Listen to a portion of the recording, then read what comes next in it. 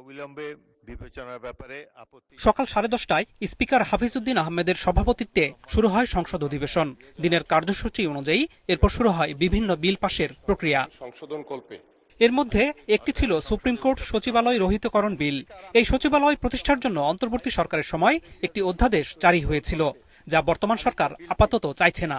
আইনমন্ত্রী বিলটি উত্থাপন করলে আপত্তি জানান জামায়াতে ইসলামীর নাজিবুর রহমান। রহিতকরণ বিলটি উত্থাপিত হয়েছে বিবেচনার জন্য। এটি বিচার বিভাগের স্বাধীনতার উপর নগ্ন হস্তক্ষেপ, বিচার বিভাগের স্বাধীনতার চরম লঙ্ঘন, ফ্যাসিবাদী কায়দায় নিম্ন আদালতকে ব্যবহার করে বিরোধী মত দমনের আয়োজন চলছে। মাননীয় স্পিকার, আইনমন্ত্রী জানান অংশীজনদের সঙ্গে আলোচনা করে সুপ্রিম কোর্ট সচিবালয় বিল নতুন করে আনা হবে। যেহেতু সুপ্রিম কোর্ট সচিবালয় প্রতিষ্ঠার প্রয়োজনীয়তা বিষয়ে সংশ্লিষ্টদের সহিত অধিকতর পরামর্শ ও যাচাই বাছাই করা প্রয়োজন। আসেন না, মাননীয় বিরোধী দলের সদস্যদের বলছি, আপনাদের এক্সপার্টাইজ আমরা আহ্বান করব। পরে কণ্ঠ ভোটে বিলটি পাশ হয়। একইভাবে সুপ্রিম কোর্টের বিচারক নিয়োগে আগের সরকারের করা অধ্যাদেশ বাতিল করতে আইনমন্ত্রী বিল তুললে আপত্তি জানান এনসিপির আক্তার হোসেন। শিক্ষাগত যোগ্যতার কথা, চারিত্রিক গুণাবলীর কথা, তার প্রকাশনা আছে কিনা, এরকম অসংখ্য এখানে ক্রাইটেরিয়া দেওয়া আছে, যেটা অত্যন্ত একটা ভালো আইন। সে ভালো আইনটাকে কেন আজকে এখানে এসে বাতিল করার কথা বলা হচ্ছে মাননীয় স্পিকার, সেটা আমাদের বুঝে আসে না মাননীয় স্পিকার। এক্ষেত্রেও আইনমন্ত্রী জানান সরকার আইনটি আরো ভালোভাবে করবে। পরে কণ্ঠ ভোটে বিলটি পাশ হয়। আইনমন্ত্রী জাতীয় মানবাধিকার কমিশন রহিতকরণ ও পুনঃপ্রচলন বিল পাশের জন্য প্রস্তাব করলে আপত্তি জানান এনসিপির হাসনাত আব্দুল্লাহ।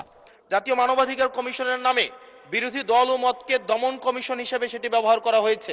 2009 যদি চলে যায়, আজকে যদি 2025-এর অধ্যাদেশটিকে ল্যাপস করে দেওয়া হয়, এটি এই সংসদের জন্য আমাদের যে একটা আমরা ফরওয়ার্ডিং একটা মুভে ছিলাম, আজকে এই 2025-এর অধ্যাদেশটি ল্যাপস করার মধ্য দিয়ে জাতি আবার ব্যাকওয়ার্ডের দিকে যাবে। পরে আইনমন্ত্রী বিল দুটির ব্যাখ্যা দেন এবং কণ্ঠ ভোটে বিল দুটি পাশ হয়। যেহেতু মানবাধিকার কমিশন অধ্যাদেশ 2025 এর বিষয়ে সংশ্লিষ্ট স্টেকহোল্ডারদের সহিত অধিকতর পরামর্শ যাচাই বাছাই করা প্রয়োজন। 2009 সালের আইনটাকে রেস্টোর করেছি, কেউ বলতে যাতে না পারে বাংলাদেশে কোনো মানবাধিকার কমিশন নাই। জাতীয় মুক্তিযোদ্ধা কাউন্সিল সংশোধন বিল আনেন মুক্তিযুদ্ধ বিষয়ক মন্ত্রী। প্রস্তাবিত এই আইনে মুক্তিযুদ্ধের সময় পাকিস্তানি হানাদার বাহিনীর সহযোগী হিসেবে মুসলিম লীগ, জামায়াত ইসলামী এবং নেজামে ইসলামী সহ আরও কয়েকটি পক্ষের উল্লেখ রয়েছে। বিলটি পাশের আগে এ বিষয়ে কথা বলেন বিরোধী দলীয় নেতা ও জামায়াতের আমির ডক্টর শফিকুর রহমান। নতুন করে বিভাজন তৈরি না করার আহ্বান জানান তিনি। 71 সালের এই চরম সময়ে কার কি ভূমিকা ছিল? আল্লাহ তাআলা তার নিখুঁত, পূর্ণাঙ্গ একমাত্র সাক্ষী। প্রিয় বাংলাদেশ, রাজনীতির সুস্থ ধারায় জনগণের প্রতি দায় এবং দরদ নিয়ে, দেশের প্রতি ভালোবাসা নিয়ে এই দেশে প্রত্যেকটি রাজনৈতিক সংগঠন তার কার্যক্রম পরিচালনা করুক। পরে কণ্ঠ ভোটে বিলটি পাশ হয়।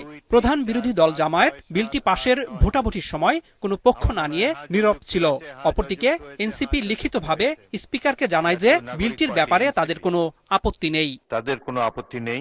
দিনের দ্বিতীয় ভাগে দলীয় প্রতীকে নির্বাচনের বিধান বাদ দিয়ে স্থানীয় সরকার ও পৌরসভা সংশোধনী বিল সংসদে পাশ হয়। শেষ বিকেলে এসে ওয়াকআউট করে বিরোধী দল।